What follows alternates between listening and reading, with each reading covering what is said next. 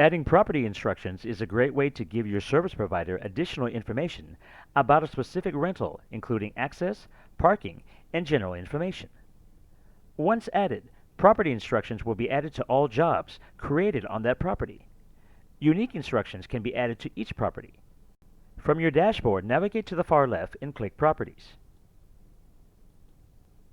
Then, click into the property and navigate to the Properties Instructions tab.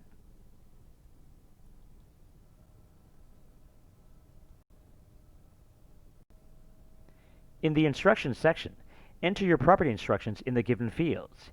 Here you have general instructions, parking information, access instructions, garbage information, and important instructions. When you're done, scroll up to the top and click Save. And that's it. These instructions will now be added to each job on that property and will be visible to the service providers. Looking back at your properties list, you can quickly tell which property instructions have been added to each property by looking at the general access, parking, garbage, and important columns.